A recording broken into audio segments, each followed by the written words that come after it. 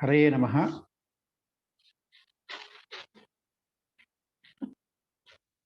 महेश्वरन नंबूदरी महाभाग वर्तते किल? अस्मि, अहमस्मि। प्रारंभं कुर्मः। ओम भवतां कालानुसारेण अहं सज्जोऽस्मि। एवम् इदानीं कालः प्रारब्धः वर्तते। श्रीगुरुभ्यो नमः। आपदाम् अपहर्तारं धातारं सर्वसंपदां लोकाभिरामं श्रीरामं भूयो भूयो नमाम्यहम्। अयि भो मान्याः, विश्वयोग दिवसांगतया केंद्रीय संस्कृत विश्वविद्यालयस्य आदेशानुसारेण पातंजल योग दर्शनम् अधिकृत्य पूर्णप्रज्ञा संशोधन मंदिरेण साप्ताहिकी विशिष्ट व्याख्यान सरणिः आयोजितेति विदितमेव। तत्र भवतां समेषाम् अस्यां व्याख्यानमालायाम् अन्तिमे दिनेऽस्मिन् समाधिद्वैविध्यम् इति विषये स्वीय विशिष्ट व्याख्यानेन अस्मान् तोषयितुम् अत्र समुपस्थितो वर्तते प्राध्यापकः महेश्वरन् नंबूदरी महाभागः।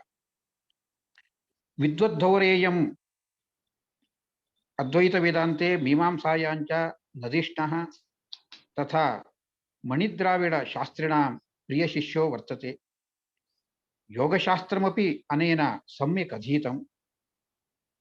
महेश्वरन् महाभागोऽयं काञ्ची परमाचार्याणां समक्षं विदुषां सभासु तेनाली परीक्षां दत्वा तैः प्राप्त सन्मानो विलसति। अस्य महाभागस्य अद्वैत वेदान्ते अद्वैत सिद्धौ च अगाध पाण्डित्यम् आलक्ष्य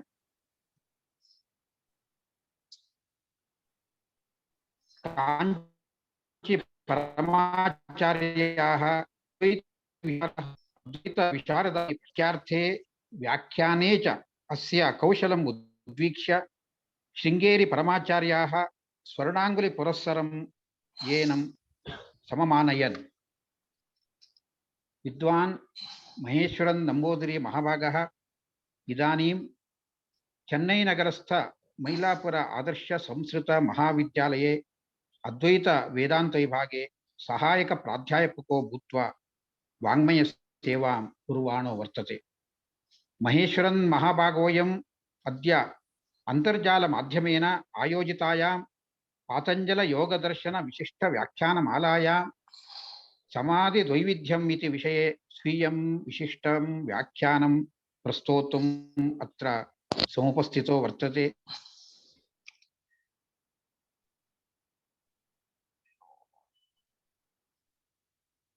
विद्वद्धौरेयाय अत्र सत्रे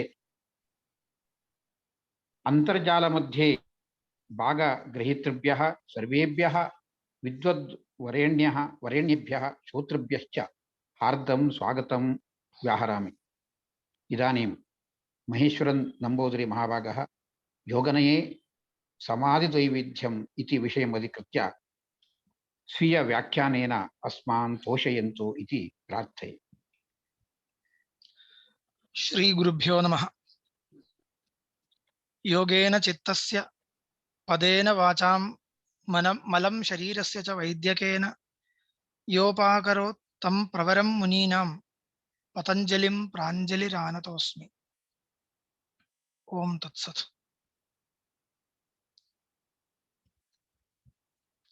सभ्यान् सर्वान् सादरं नमस्कृत्य कार्यक्रमस्य अस्य समायोजकान् विशिष्टान् विदुषः नमस्कृत्य विवक्षितं विषयं यथामति प्रस्तोतुम् इच्छामि। योगशास्त्रे समाधिद्वैविध्यम् इति मया वक्तव्यत्वेन विषयोऽयं निर्दिष्टः। यद्यपि योगशास्त्रम् इदानीं जगतीतले सर्वत्र प्रसिद्धं नास्ति संदेहः, अथापि योगशास्त्रस्य बाह्यं मुखं प्रसिद्धमस्ति, तस्य आन्तरं यत् मुखं सम्प्रदायाध्वना ग्रन्थारूढम् अस्ति तत्तु इदानीमपि न तथा प्रसिद्धं, लोकेपि न तथा इदं निरूप्यते, विद्वत्सभास्वपि न तथा निरूप्यते। यथा अन्येषां शास्त्राणां पठन पाठन परंपरा अविच्छिन्ना तिष्ठति, तथा योगशास्त्रग्रन्थानां परंपरा तिष्ठति इति अस्माभिः वक्तुं न शक्यते। तथापि शास्त्रान्तरपरिचयेन शास्त्रीया भाषायैः ज्ञायते, तेषां तु योगशास्त्रग्रन्थानां प्रमेयम् अवगन्तुं शक्यते इति तु वक्तव्यम्। तावन्मात्रेण वयम् एतेषु ग्रन्थेषु अधिकारं प्राप्ताः, तावन्मात्रेण च यत्किञ्चित् पूर्वापरं योजयित्वा ग्रन्थाभिप्रायं निरूपयितुं शक्नुमः इति सविनयं निवेद्य मया उक्तरीत्या तावन्मात्रेण अधिकारेण वयम् अत्र प्रवृत्ताः स्मः। परन्तु आपद्धर्म इति रीत्या तावन्मात्रेण वा अधिकारेण अस्माभिः ग्रन्थान् इमान् सर्वान् अवलोक्य योगशास्त्राभिप्रायः दृढीकर्तव्यो वर्तते, अन्यथा कालान्तरे इदमपि न स्यात् इति कृत्वा तद्विषये दायित्वम् अधिकं प्रतीयते इति एतावन्मात्रम् उपक्रमरूपेण उक्त्वा इदानीं साक्षात् विषयं प्रवेष्टुमिच्छामि। तत्र समाधिद्वैविध्यम् इति निर्दिष्टो विषयः। समाधिं निरूपयितुमेव योगशास्त्रं प्रवृत्तम् इत्येव वयम् एकेन वाक्येन वक्तुं शक्नुमः। यतोहि समाधेरेव मोक्षसाधनत्वात्, योगशास्त्ररीत्या समाधेरेव मोक्षसाधनत्वम् इति वक्तव्यम्।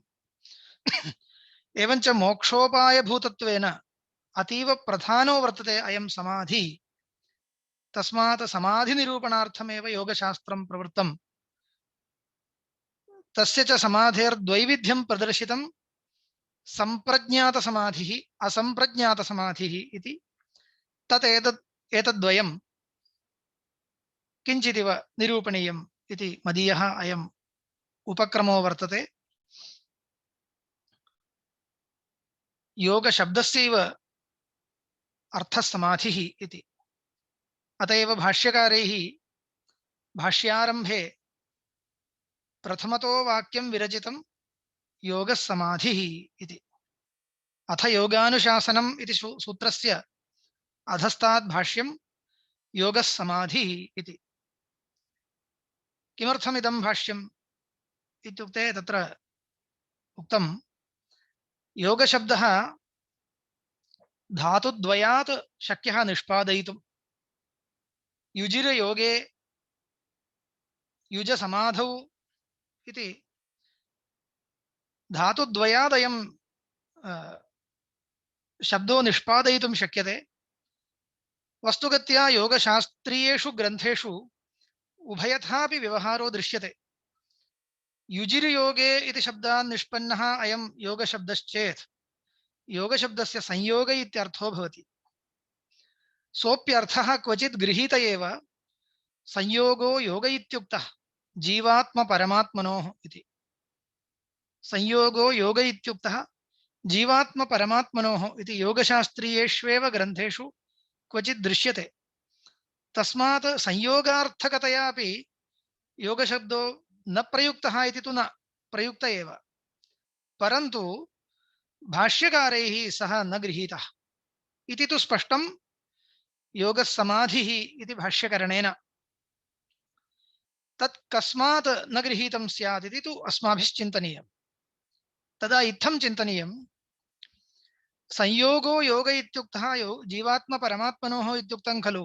कोऽसौ संयोगो नाम इत्युक्ते विचार्यमाणे समाधिरित्यत्र अर्थः पर्यवस्यति इति वयं ज्ञातुं शक्नुमः। यतोहि संयोगशब्देन यथा अद्वैतसिद्धान्ते उच्यते जीवब्रह्म ऐक्यम् इति, तादृशः अर्थः योगशास्त्रे न वक्तुं शक्यते। एते न जीवब्रह्म ऐक्यवादिनः किन्तु द्वैतवादिन एव इति कृत्वा जीवब्रह्म ऐक्यमेव अत्र संयोगशब्देन विवक्षितम् इति तु वक्तुं न शक्यते। तस्मात् अत्यन्त सन्निकृष्टता इत्यर्थः वक्तव्यो वा इत्युक्ते नैयायिकशास्त्ररीत्या संयोगः इत्युच्यमाने सोऽपि न सङ्गच्छते। यतोहि विभुद्वय संयोगो नाङ्गीक्रियते इति कश्चन पक्षः, अङ्गीक्रियते चेदपि सः नित्यः इत्यपरः पक्षः। उभयथापि सः संयोगः योगशास्त्रोक्तेन उपायेन सम्पादनीयो नास्ति।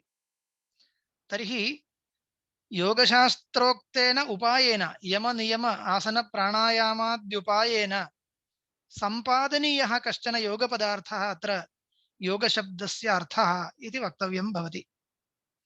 कोऽसौ स्यात् इत्युक्ते जीवात्मपरमात्मनोः संयोग इत्युच्यमानेऽपि जीवात्मनः परमात्मस्वरूपे ऐकाग्र्यचित्तत्वम् ऐकाग्रेण अवस्थितिः चित्तैकाग्र्यम् इत्यादिकं निर्वक्तव्यं स्यात्। तथा च पर्यवसितं किम् इत्युक्ते योगो नाम समाधिः इत्येव। स च साक्षात् धातोरर्थः व्याकरणशास्त्रे गृहीतः इति कृत्वा भाष्यकारस्तु तमेव धातुं स्वीकृत्य परिभाषां करोति योगः समाधिः इति। तर्हि योगशब्दस्यैव अर्थः समाधिः इति ज्ञातुं शक्यते। परन्तु समाधिद्वैविध्यम् अस्मिन् शास्त्रे उक्तमस्ति इति मया प्रागेव उक्तं, मम विषये एव सः। तयोर्मध्ये कतरः समाधिः योगशब्दार्थः इत्युक्ते समाधिद्वयमपि इति वक्तव्यम्। किं कस्तयोर्भेदः इत्युक्ते सूत्रकारेण पश्चात् यद्यपि उक्तं तथापि अस्माभिः साधारणभाषया प्रथमतः वक्तव्यम्, अन्यथा श्रोतारो न अवगन्तुं शक्नुवन्ति। निर्विकल्पक अवस्था, निर्विकल्पक वृत्तिः समाधिः इति वेदान्तशास्त्रादिषु प्रसिद्धम्। परन्तु अत्र निर्विकल्पक वृत्तिः समाधिः इति नोच्यते। अत्र तु सर्ववृत्तिनिरोधावस्था एव समाधिः। परन्तु समाधिद्वयमपि तथा न। समाधिद्वयं सम्प्रज्ञातसमाधिः असम्प्रज्ञातसमाधिः इति। तत्र असम्प्रज्ञातसमाधौ कापि वृत्तिर्नास्त्येव, तस्मात् सर्वचित्तवृत्तिनिरोधः समाधिः इति फलति। सर्वासां चित्तवृत्तीनां यस्याम् अवस्थायां निरोधो भवति चित्तं च तिष्ठति। चित्तमपि नश्यति इति न, चित्तं च तिष्ठति। चित्तस्य सर्वाः अपि वृत्तयः निरुद्धाः भवन्ति, सा अवस्था असम्प्रज्ञातसमाधिः इति शब्देन उच्यते। सम्प्रज्ञातसमाधौ तु सर्वासां चित्तवृत्तीनां निरोधो नास्ति, किन्तु ध्येयगोचरवृत्तयः भवन्त्येव। ध्येयं किञ्चित् आलम्बनं भवति ध्यानस्य कृते, ध्यानात्मिकया वृत्त्या यत् विषयीक्रियते तत् ध्येयम् इति उच्यते। तादृशध्येयगोचरा काचन चित्तवृत्तिः समाधौ भवति। कस्मिन् समाधौ? सम्प्रज्ञातसमाधौ भवति। तत्र साक्षात्कारात्मिका वृत्तिरस्ति इत्यपि उच्यते। ध्येयविषये साक्षात्कारात्मिका वृत्तिः भवति। सा च वृत्तिः यस्याम् अवस्थायां भवति सा अवस्था सम्प्रज्ञातसमाधिः इति शब्देन उच्यते। वस्तुगत्या अष्टसु योगांगेषु मध्ये यम नियम आसन प्राणायाम प्रत्याहार धारणा ध्यान समाधि समाधयोष्टावंगानि इत्येवं सूत्रमेव अस्ति। अत्र ध्यानं धारणा ध्यानं समाधिः इत्येतेषां त्रयाणां स्वल्प एव भेदः। धारणा ध्यानं समाधिः इत्येतेषां त्रयाणाम् अंगानाम् अतिस्वल्पो भेदः। प्रत्याहारो नाम किमपि नास्ति, इन्द्रिय निग्रहः प्रत्याहारः।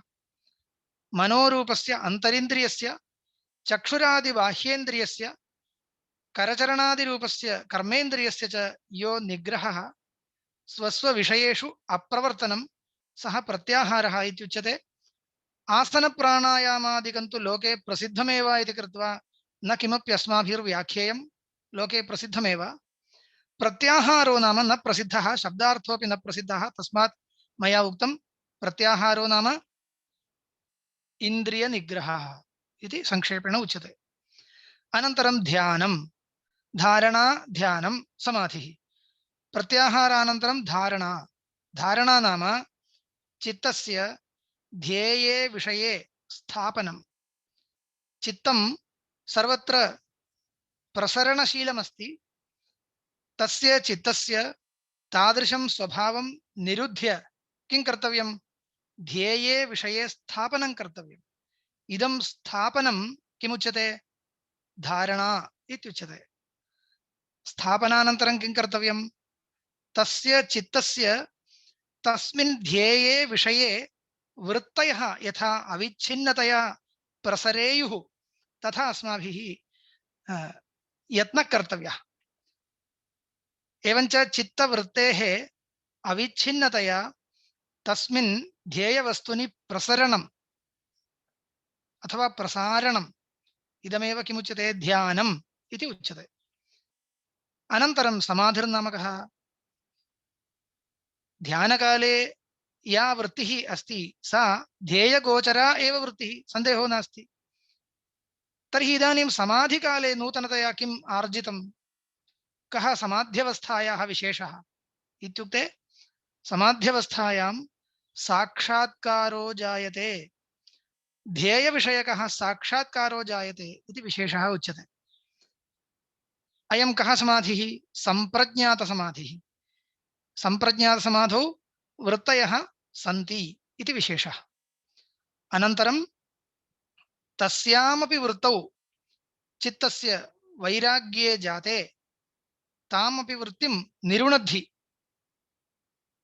ततः परं किं भवति? का अवस्था भवति इत्युक्ते असम्प्रज्ञातसमाधिः भवति। एवञ्च असम्प्रज्ञातसमाधौ चित्तं तिष्ठति, चित्तस्य वृत्तयः सर्वाः अपि निरुद्धाः भवन्ति इति कृत्वा सर्वचित्तवृत्तिनिरोधः तत्र अस्ति। एवञ्च सर्वचित्तवृत्तिविरोधः असम्प्रज्ञातसमाधिः, ध्येयगोचरवृत्त्यतिरिक्तचित्तवृत्तिनिरोधः सम्प्रज्ञातसमाधिः इति। सम्प्रज्ञातसमाधेः असम्प्रज्ञातसमाधेश्च भेदः।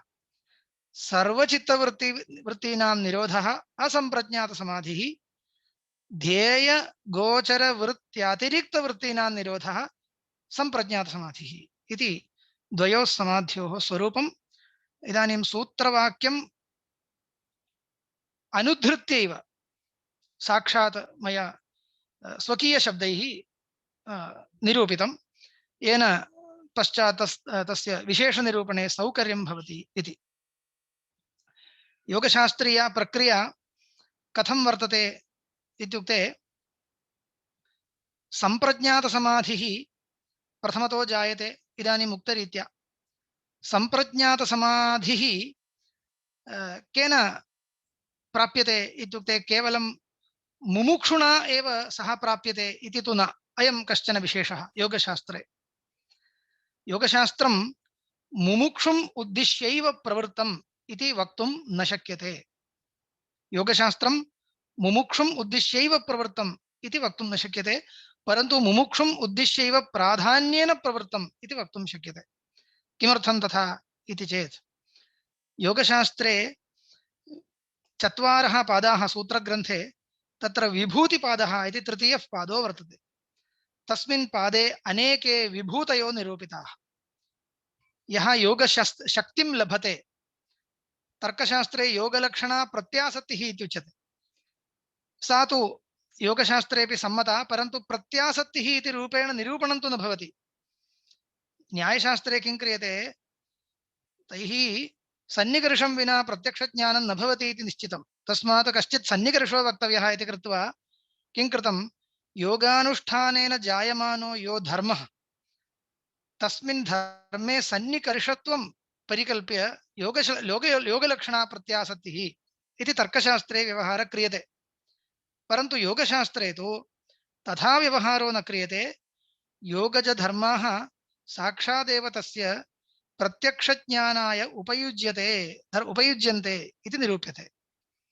एवञ्च अस्ति कश्चन विशेषः, योगानुष्ठानेन प्राप्यमानस्य अदृष्टविशेषस्य अनेके उपयोगाः लोके भवन्ति, लौकिकाः उपयोगाः अनेके निरूपिताः। ते सिद्धिविशेषाः इत्युच्यते। कंठकूपे क्षुत्पिपासा निवृत्तिः, भुवनज्ञानं सूर्ये संयमात्, कानिचित् सूत्राणि मया स्मृतानि उच्यन्ते तावदेव। भुवनज्ञानं भवति, सर्वज्ञानं भवति सूर्ये संयमात् इत्यादिकम् उक्तं। को नाम संयमः इत्युक्ते त्रयम् एकत्र संयमः इति। त्रयं नाम धारणा ध्यान समाधयः। एतत् त्रयं यदि एकविषयकं भवति तर्हि संयमः इत्युच्यते। तथा यदि क्रियते तर्हि अनेके विभूतयो भवन्ति इत्युच्यते। तत्र विभूतिं यः इच्छति तस्य मोक्षो न भवति, विभूतय एव भवन्ति। यस्तु मोक्षमिच्छति तस्य विभूतयः कदाचित् भवन्त्येव इति वक्तुं न शक्यते। एवञ्च मार्गद्वयमिदं। यदि विभूतिं प्राप्तुं समाधिम् अनुतिष्ठति योगी तर्हि अवश्यं विभूतयः भवन्ति। तस्य अनुष्ठानप्रकारस्तु यद्यपि अद्यत्वे लुप्तः। एवं वाक्यार्थः वक्तुं शक्यते तावदेव। कथं तदनुष्ठेयम् इत्युक्ते अनुष्ठानप्रणाली प्रायेण नष्टा वर्तते। न नष्टा इति केचन वदेयुः, तत्सर्वम् अस्माभिः विश्वसितुं न शक्यते इति स्थितिरस्ति। सः अन्यो विषयः भवतु। परन्तु ग्रन्थे तु निरूपितम्, अनेकैः महात्मभिः इदम् अनुष्ठाय तत्फलं प्राप्तं च वर्तते इत्यत्र पुराणादिकं प्रमाणं वर्तते, नास्ति सन्देहः। अन्यथा इयती विद्या अस्माकं प्राचीनकाले महात्मभिः समार्जिता न स्यात् इत्यत्र नास्ति सन्देहः। तस्मात् इयं विद्या योगविद्या अवश्यम् उपयुक्ता वर्तते। यद्यपि मोक्षाय विभूतयो नोपयुज्यन्ते, अथापि संसारे महान् उपयोगः। अनेकासां लौकिकानां विद्यानां प्रतिष्ठापने आसां सिद्धीनाम् उपयोगः बहुभिर्महात्मभिः कृत एव विद्यते इति वयं वक्तुं शक्नुमः। निर्भाग्यवशात् सा प्रक्रिया इदानीं समाजे लुप्ता अस्ति। एवञ्च विभूतीनाम् अनुभवं यः प्राप्तुम् इच्छति तेन इत्थमित्थं कर्तव्यम् इति तु विधानं वर्तते। तदनुसारेण समाधिं यः अनुभवति तेन समाधिना कश्चन अदृष्टविशेषो जायते, तेन अदृष्टविशेषेण सः विभूतिमान् भवति योगी इति तु स्पष्टं निरूपणम् अस्मिन् ग्रन्थे उपलभ्यते। परन्तु विभूतिं यः प्राप्नोति ताः उपयुज्य, विभूतिः उपयुज्य किञ्चित् विद्यां, लौकिकीं विद्यां प्रवर्तयति, तस्य तु अग्रे समाधिस्तु न भवति। नाम असम्प्रज्ञातसमाधिर्वा मोक्षो वा न भवति। मोक्षार्थं विभूतीनाम् उपयोगम् अकृत्वा तत्त्वज्ञानं प्राप्य असम्प्रज्ञातसमाधिपर्यन्तं तेन गन्तव्यमस्ति इति तु निर्देशो दृश्यते। एवञ्च विरक्तस्य अन्यागतिः, अविरक्तस्य अन्यागतिः, एतद् गतिद्वयमपि अस्माकं रक्षणीयमेव अस्ति। न हि मुमुक्षूणामेव संसारे उपयोगः तथा इति नास्ति खलु। मोक्ष एव पुरुषार्थः इति न। मोक्षस्तु परमपुरुषार्थः। संसारस्य स्थित्यर्थं याः विद्याः अपेक्ष्यन्ते तासु विद्यासु प्राप्तव्यासु समाधीनां तत्र विभूतीनाम् उपयोगस्तु महान् वर्तते इति विभूतिपादो निरूपितः। विभूत्यर्थं किं कर्तव्यम् इत्युक्ते मया पूर्वोक्तरीत्या त्रयमेकत्र संयमः इत्यादिना अनेके समाधिप्रकाराः अत्र निरूपिताः वर्तन्ते। तान् समाधीन् अनुष्ठाय योगी विभूतिं प्राप्तुम् अर्हति। यस्तु अत्यन्तं विरक्तः, लोकोद्धाराय यत्नं कर्तुं नेच्छति किन्तु आत्मनो मोक्षाय यत्नं कर्तुम् इच्छति, तेन किं कर्तव्यम् इत्युक्ते विभूतिं प्राप्तुं यत्नो न कर्तव्यः, किन्तु परमात्मनि चित्तम् अनुसन्धाय, तस्य अवश्यं महिमा उक्त एव। यद्यपि ध्यानाय अनेकानि आलम्बनानि प्रसिद्ध्यन्ति, तथापि परमात्मरूपं यद् आलम्बनम् अथवा ओङ्काररूपं यद् आलम्बनं, तस्य तु माहात्म्यम् अवश्यम् अङ्गीकर्तव्यमेव, अङ्गीकृतं च योगशास्त्रे। तज्जपस्तदर्थभावनम् इत्यादिना तत्र समाधिलाभः, आसन्नः समाधिलाभः इत्युच्यते। ईश्वरप्रणिधानाद्वा इति योगसूत्रम्। एवञ्च ईश्वरप्रणिधानादिना यः समाधिर्भवति तेन समाधिना महान् विशेषो वर्तते। यस्तु विरक्तः स तु ततः परं तत्त्वज्ञानं प्राप्नोति। प्रथमतः एकविधं वैराग्यं वशीकारसंज्ञा वैराग्यम् इति शब्देन उक्तं। तादृशवशीकारसंज्ञा वैराग्यम् इति यदस्ति तादृशं वैराग्यं प्राप्य यतमानः योगी प्रथमतः किं प्राप्नोति? सम्प्रज्ञातसमाधिमेव प्राप्नोति।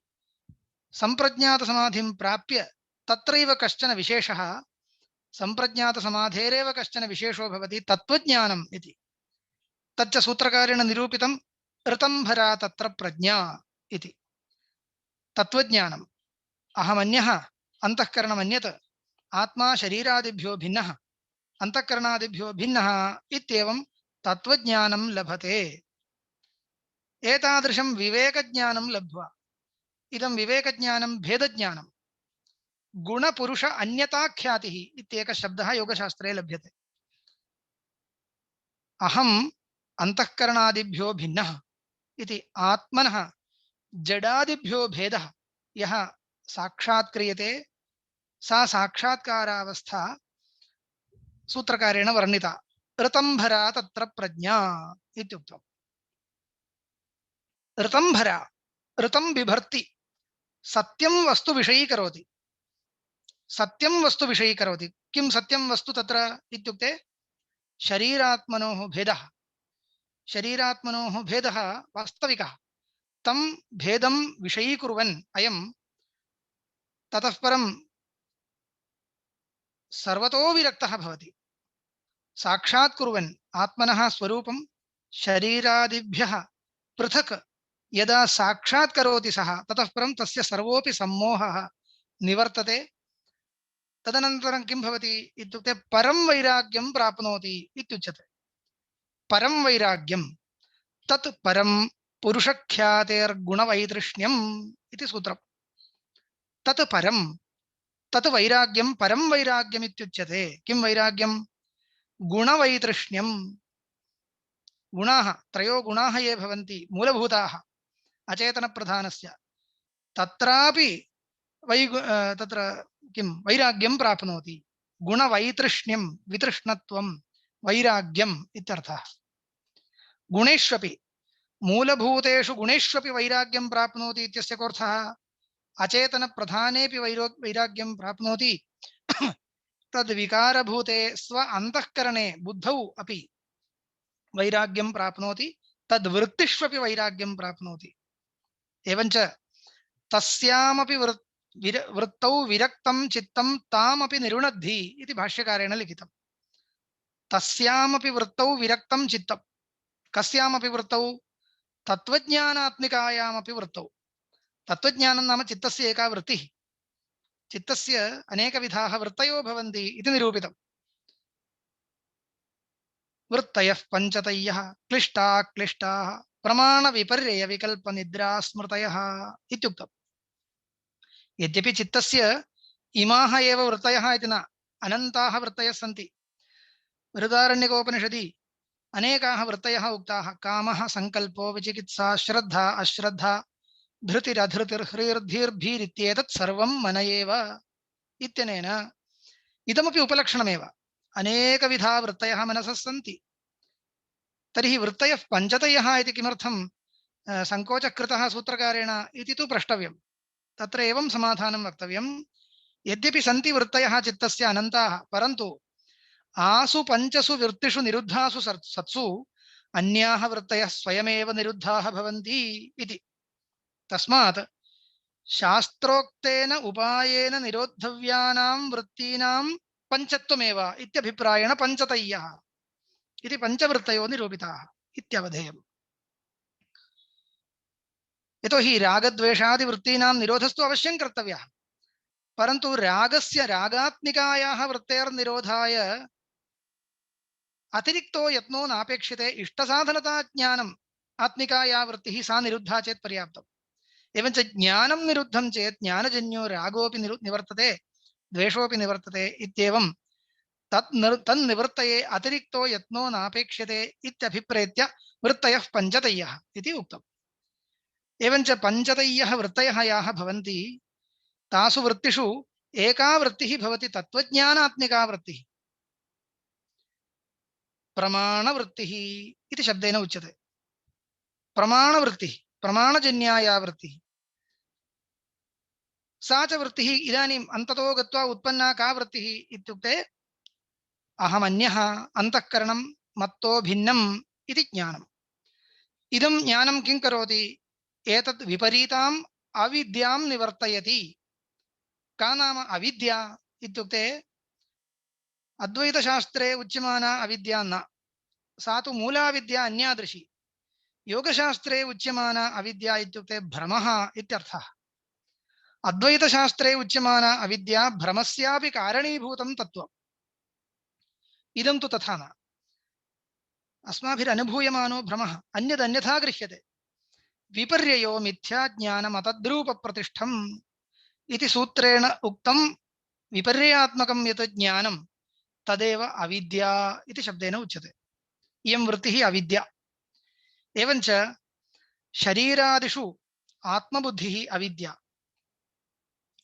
अशुचिषु पदार्थेषु शुचित्वबुद्धिः अविद्या सुखे दुःखे सुखत्वबुद्धिः अविद्या इत्येवम् अनेकविधाः अविद्याः अस्माकं भवन्ति सर्वस्याः अपि अविद्यायाः मूलं भवति शरीरे अहमिति बुद्धिः तस्मात् अथवा अन्तःकरणे अहमिति बुद्धिः इयं बुद्धिस्तु यदा निवर्तते ततः परम् अन्येषां क्लेशानाम् अवकाशः एव नास्ति एते सर्वे क्लेशाः अविद्या अस्मिता रागद्वेष अभिनिवेशाः क्लेशाः इति सूत्रम् एते सर्वे क्लेशत्वेन परिगणिताः तथा च क्लेशानाम् इतः परम् उत्पत्तेरवकाशः एव नास्ति इति स्थिते इतः परं तत्र तत्त्वज्ञानात्मिकायाः वृत्तेरपि उपयोगो नास्ति अस्माकं यतः तत्त्वज्ञानं किं कुर्यात् मिथ्याज्ञानं निवर्तयेत् मिथ्याज्ञानस्य निवृत्तौ सत्यां ततः परं तत्त्वज्ञानस्य परिपालने कापि अपेक्षा नास्ति तथा च तत्त्वज्ञानात्मिकां वृत्तिमपि निरोद्धुमिच्छति चित्तम् अथवा योगी इच्छति। तथा च सा अपि वृत्तिर् यदा निरुद्धा भवति, अन्याः सर्वाः वृत्तयः पूर्वमेव निरुद्धाः भवन्ति, इदानीम् एका वृत्तिरवशिष्यते तत्त्वज्ञानात्मिका, सापि यदा निवर्तते तदा असम्प्रज्ञातः समाधिः, निर्बीजः समाधिः इति उच्यते। निर्बीजः समाधिः,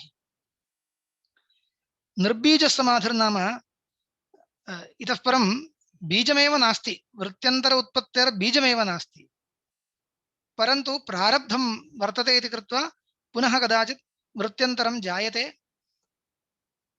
इयं वृत्तिस्तु संसारस्य अग्रे प्रवृत्तौ अनुकूला न भवति इति कृत्वा, किन्तु संसारनिवृत्तौ एव अनुकूला। इयं वृत्तिः इति न वक्तव्यं, या वृत्तिनिरोधावस्था, वृत्तिनिरोधावस्था या भवति असम्प्रज्ञातसमाधिः, सः असम्प्रज्ञातसमाधिः संसारस्य अनुवृत्तिं न प्रयोजयति, किन्तु संसारनिवृत्तिमेव प्रयोजयति इति कृत्वा निर्बीजसमाधिः इत्यनेन उच्यते। तज्जः संस्कारः अन्यसंस्कारप्रतिबन्धी इति उक्तं सूत्रम्। तज्जः संस्कारः इत्युक्ते असम्प्रज्ञातसमाधिजन्यः संस्कारः। असम्प्रज्ञातसमाधेरनुष्ठानेन इत्युक्ते चित्तं पुनः पुनः निरुद्धवृत्तिकं यदा परिपाल्यते, पुनरपि तस्य प्रारब्धं वर्तते इति कृत्वा विक्षेपदशा जायते एव योगिनः, विक्षेपदशा जायते एव, परन्तु सकृद्वा येन योगिना सकृत् सकलचित्तवृत्तिनिरोधः कृतः, ततः परं सः जीवन्मुक्तः इति व्यवह्रियते। ततः परमपि पुनः तस्य विक्षेपाः भवन्ति, विक्षेपदशायां योगी व्यवहरति, पुनरपि पुनरपि पुनरपि पुनरपि सः समाधिदशां प्राप्नोति, सर्वचित्तवृत्तिनिरोधम् अनुभवति, सर्वचित्तवृत्तिनिरोधेन कश्चन संस्कारो जायते, स च संस्कारः अन्यं सर्वमपि संस्कारं प्रतिबध्नाति इति कृत्वा सर्वसंस्काराणामपि प्रतिबन्धः, सर्वसंस्काराणामपि मूलतः उच्छेदो यदा भवति, ततः परं योगिनः का स्थितिः इत्युक्ते तस्य चित्तमेव नश्यति, चित्तमेव नश्यति। चित्ते नष्टे सति ततः परं कर्मबन्धस्य प्रसक्तिरेव नास्ति इति कृत्वा तदनन्तरं शरीरान्तरं नैव जायते। शरीरान्तरं न जायते चेत् स एव मोक्षो नाम। संसारावस्थायामपि यदा चित्तं न परिणमते तदा आत्मा स्वस्वरूपेण तिष्ठति। तदेव द्वितीयेन सूत्रेण तृतीयेन सूत्रेण उक्तं, तदा द्रष्टुः स्वरूपे अवस्थानम् इति। द्रष्टा नाम आत्मा पुरुषः, पुरुषस्य स्वरूपेण अवस्थानं भवति कदा, यदा वृत्तयो न भवन्ति। तर्हि अस्य विपरीतं किं? यदि वृत्तयो भवन्ति तर्हि पुरुषस्य स्वरूपे अवस्थानं न भवति। किमिदं स्वरूपे अवस्थानम् इत्युक्ते नाम प्रतिबिम्बं विना स्थितिः स्वरूपेण अवस्थानम् इत्युच्यते। वृत्तिर्यदा जायते तदा आत्मस्वरूपं वृत्तौ प्रतिबिम्बते इति प्रक्रिया। आत्मस्वरूपं वृत्तौ प्रतिबिम्बते कदा? यदि वृत्तिरस्ति तर्हि अवश्यं प्रतिबिम्बते, यदि वृत्तिरस्ति तर्हि अवश्यं तस्यां वृत्तौ आत्मस्वरूपं प्रतिबिम्बते। तर्हि किं भवति? वृत्तौ विद्यमानाः ये विशेषाः ते सर्वे आत्मस्वरूपे अपि प्रतिफलति। यथा दर्पणे विद्यमानं मालिन्यं प्रतिबिम्बे प्रतीयते, तथा चित्ते तद्वृत्तौ वा विद्यमानं यद्यत् स्वभावजातं तत्सर्वं तत्प्रतिबिम्बिते आत्मन्यपि प्रतीयते। तस्मात् अहं कर्ता, अहं भोक्ता, अहं संसारी, अहं सुखी दुःखी इत्यादि सर्वविधाः विकाराः जायन्ते, वयं संसारिणो भवामः। एतत् संसारस्य निवृत्त्यर्थं किं कर्तव्यम् इत्युक्ते चित्तवृत्तीनां निरोध एव एकः उपायः इति योगशास्त्रस्य अभिप्रायः। चित्तवृत्तीनां निरोधाय किं कर्तव्यम् इत्युक्ते परं वैराग्यं सम्पादनीयं। परं वैराग्यं सम्पादयितुं प्रथमतः तत्त्वज्ञानम् अपेक्षते, तत्त्वज्ञानाय चित्त ऐकाग्र्यम् अपेक्षते, चित्तैकाग्र्यं तु सम्प्रज्ञातसमाधौ भवति। सम्प्रज्ञातसमाधौ चित्तैकाग्र्यं प्राप्तुं प्रथमतः चित्तस्य ध्येयविषये प्रवाहः कर्तव्यः, तदेव ध्यानमित्युच्यते।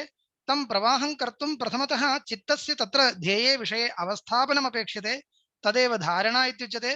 तादृश अवस्थापनाय प्रथमतः इन्द्रियाणां निग्रहः अपेक्षते, तदेव प्रत्याहार इत्युच्यते। प्रत्याहारायापि प्रथमतः शरीरस्य स्वास्थ्यम् अपेक्षते, तदर्थं प्राणायामः अपेक्षते। प्राणायामायापि आसनानुष्ठानम् अपेक्षते, यमनियमादिकम् अपेक्षते, एतत् सर्वम् अपेक्षते। इत्येवं क्रमेण क्रमेण पूर्वपूर्वा पीठिका उत्तरोत्तर पीठिकां प्रति उपकरोति इति। यस्तु समाधिमपि नेच्छति, नाम मोक्षमपि नेच्छति, विभूतिमपि नेच्छति, तस्यापि कृते योगशास्त्रं महदुपकरोति इति इदानीं प्रसिद्धं। ये ये योगाभ्यासं कुर्वन्ति, आसनप्राणायामादिकम् अनुतिष्ठन्ति, ते सर्वेपि मुमुक्षवः इति तु न, परन्तु शरीरस्वास्थ्याय तदनुष्ठीयते, तत्र नास्ति विरोधः। एवञ्च बहूनां किमस्ति, भोगासक्तानामपि योगशास्त्रं कयाचित् विधया उपकारं करोत्येव इत्यतु महान् प्रमोदः। यद्यपि करोति, परन्तु योगशास्त्रस्य उद्देश्यं तु तन्नास्ति इति तु अवश्यं वक्तव्यं। यतः पूर्वपूर्वाणाम् अङ्गानाम् उत्तरोत्तराङ्गानि प्रत्येव उपकारः, मुख्यः उपकारः। अन्यथा शरीरस्य स्वास्थ्याय यः अनेकविधाः अभ्यासविशेषाः लोके प्रसिद्धाः। अत्र पतञ्जलिना उक्तानाम् आसनादीनां को विशेषः? नास्ति विशेषः इति स्यात्। शरीरस्वास्थ्याय बहुविधाः उपायाः लोके भवन्ति, केवलेन धावनेनापि शरीरस्वास्थ्यं भवति इति स्थिते अत्र विशिष्य विहितानाम् आसनानां तत्र शरीरस्वास्थ्यायैव उपयोगः इति न वक्तव्यं। शरीरस्य स्वास्थ्याय विकल्पेन तद् उपकरोति, अन्य प्रकारान्तरेणापि शरीरस्वास्थ्यं सम्पादयितुं शक्यते इत्येव स्थितिः। परन्तु आसनाद्यनुष्ठानस्य मुख्यं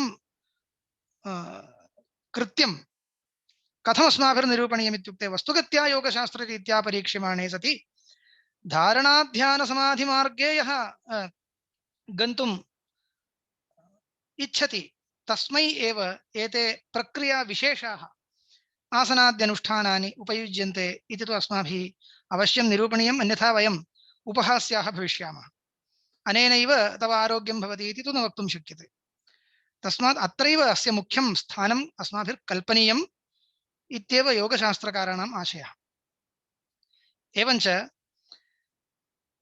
मोक्षस्य उपायं प्रदर्शयितुमेव सर्वाणि दर्शनानि प्रवृत्तानि, योगदर्शनमपि तथैव इति स्थिते मोक्षोपायप्रदर्शनम् इति रीत्या यदा वयम् इदं सर्वं पर्यालोचयामः तर्हि अस्त्येव अस्य महत् सार्थक्यम्। एतद्विना एतत् सर्वं न भवति। यद्यपि दर्शनान्तरेषु समाधिः मोक्षसाधनम् इति साक्षात् साधनम् इति नोच्यते, परन्तु समाधेः मुमुक्षूणां कृते उपयोगो वर्तते इत्यत्र कस्यापि दार्शनिकस्य अभिप्रायभेदो न भवितुमर्हति।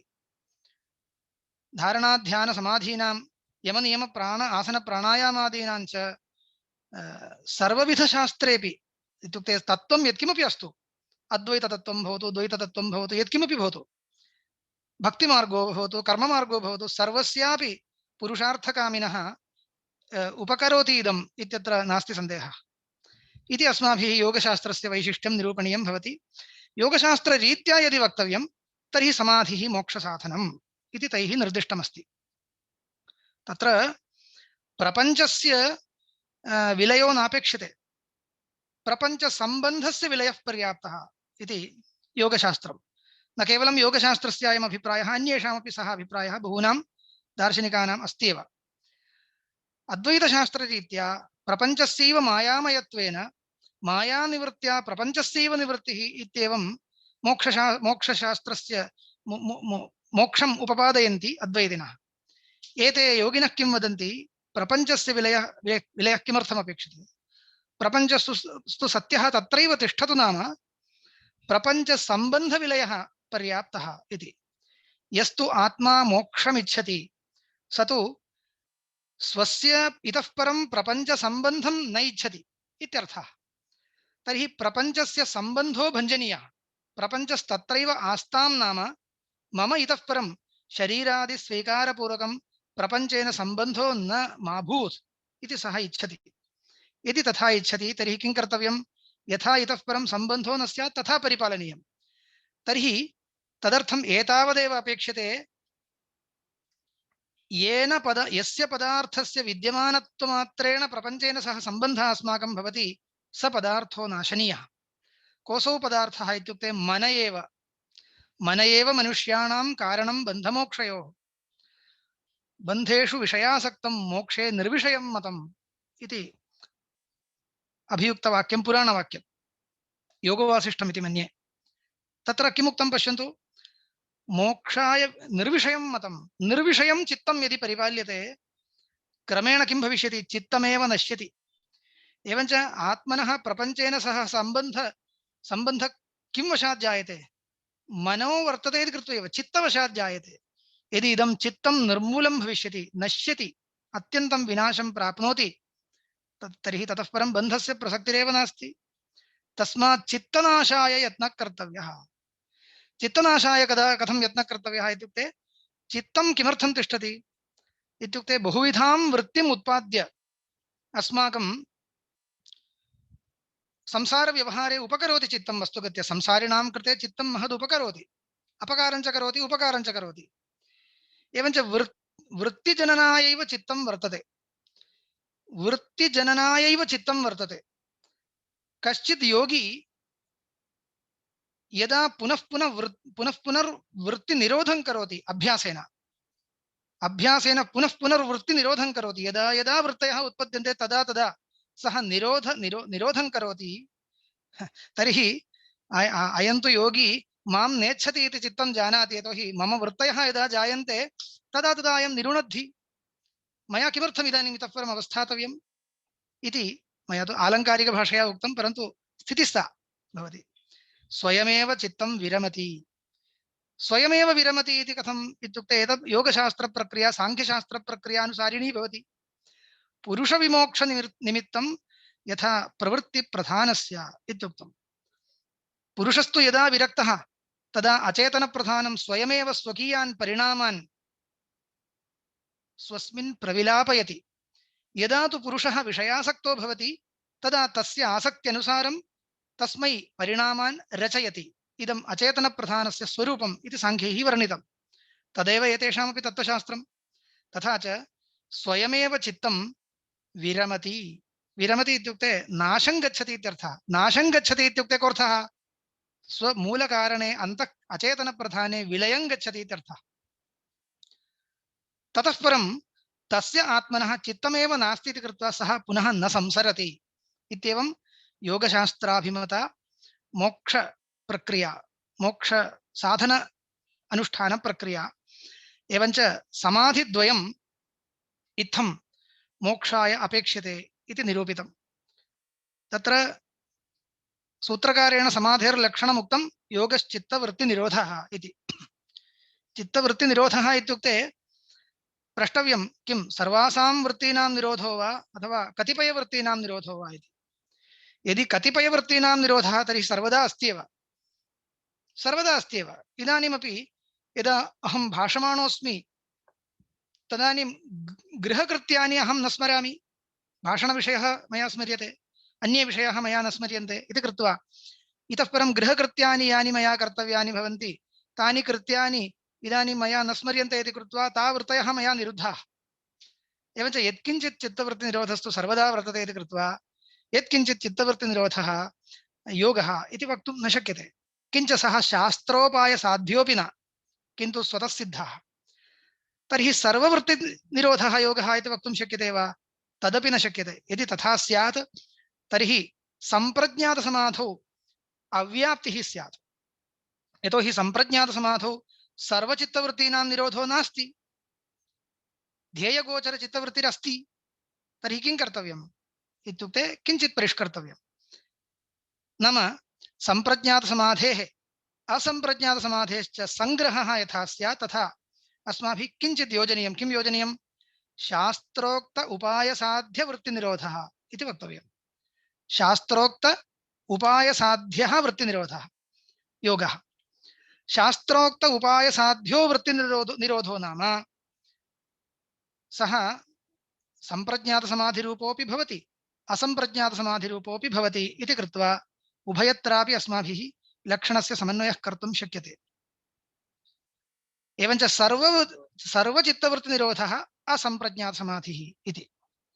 तत्र कश्चित् पृच्छेत् सुषुप्त्यवस्थायां सर्वचित्तवृत्ति निरोधः अस्ति किल इति। नास्ति इति योगिनः वदन्ति। यतोहि सुषुप्त्यवस्थायां योगशास्त्रे काचन वृत्तिः स्वीकृता।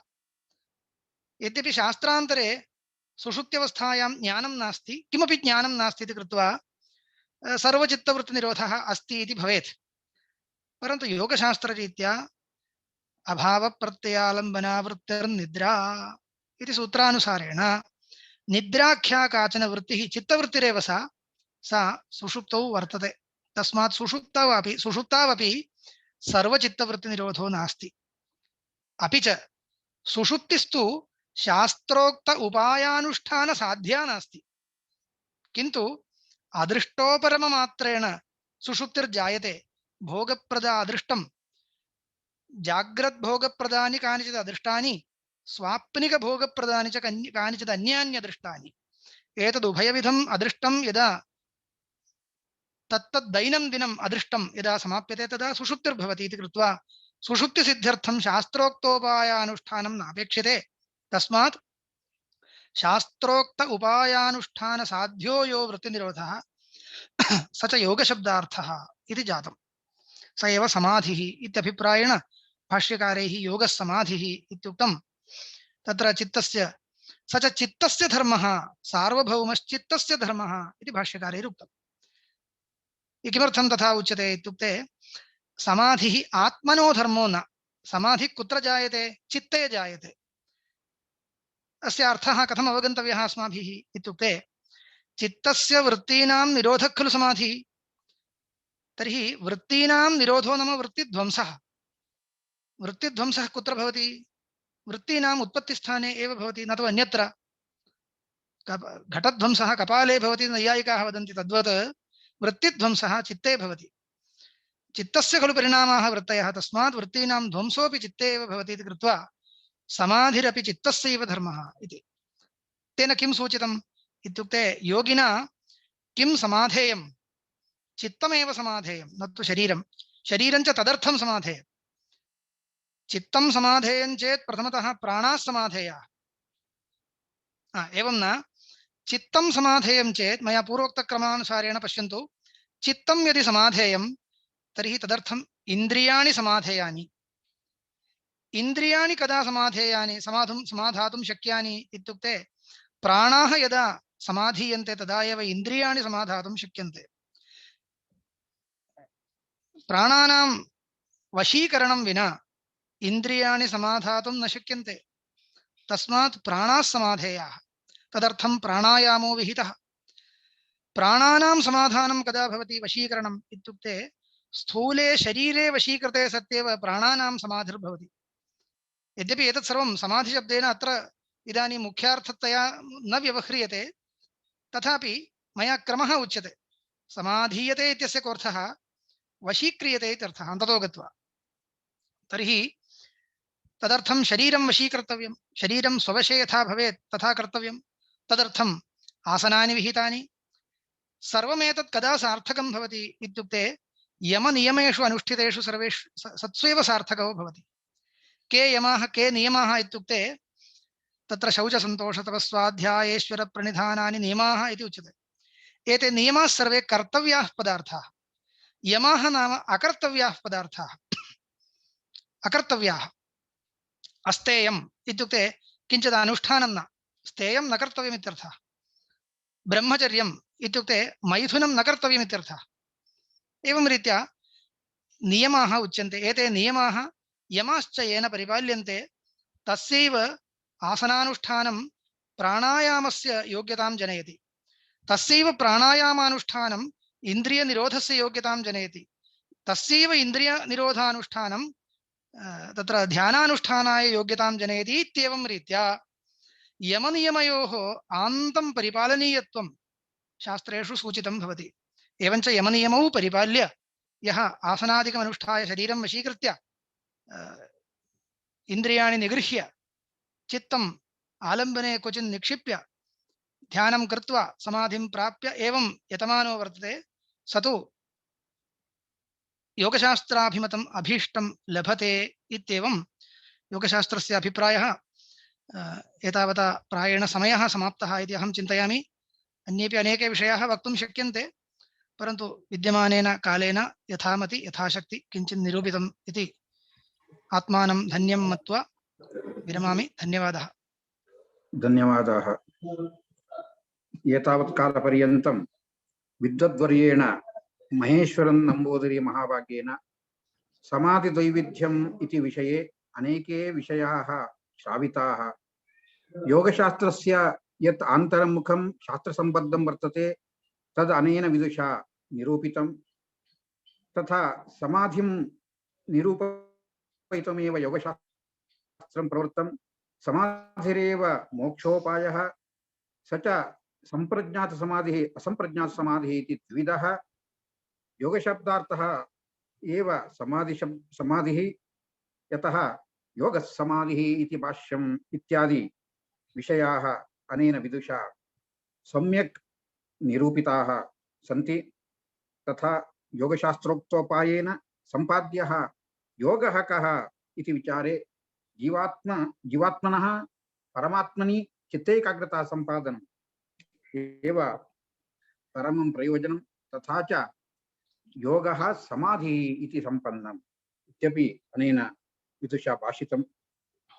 तत्र असम्प्रज्ञातसमाधौ सर्वासां चित्तवृत्तीनां निरोधो भवति। सम्प्रज्ञातसमाधौ तु ध्येयगोचरा काचन चित्तवृत्तिः भवति।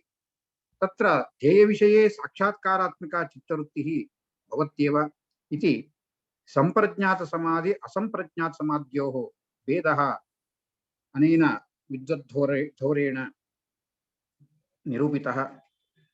तथा यम नियम आसन प्राणायाम प्रत्याहार धारण ध्यान समाधीनां स्वरूपं प्रयोजनं च अनेन सम्यक् निरूपितं वर्तते। तत्र प्रत्याहारो नाम इन्द्रियनिग्रहः, चित्तस्य ध्येये विषये स्थापनं धारण, अनन्तरं चित्तवृत्तेः ध्येयविषये प्रसारणं यत् भवति तत् ध्यानं। ध्यानकाले या वृत्तिः सा ध्येयविषये एव भवति। समाधिकाले ध्येयविषये साक्षात्कारो भवति। अनन्तरं तस्मिन्नपि विषये चित्तस्य यदा वैराग्यं भवति तदा सर्वचित्तवृत्तिनिरोधः सम्भवति। सैव असम्प्रज्ञातसमाधिः इत्युच्यते। एवञ्च ध्येयेतरचित्तवृत्तिनिरोधः सम्प्रज्ञातसमाधिः, असम्प्रज्ञातसमाधौ तु सकलचित्तवृत्तिनिरोधो भवति इति अनेके विषयाः अनेन विदुषा वयं श्राविताः स्मः। तस्मात् वयं सन्तुष्टाः स्मः। समाधिद्वैविध्यम् इति विषये स्वीय विशिष्ट व्याख्यानेन अस्मान्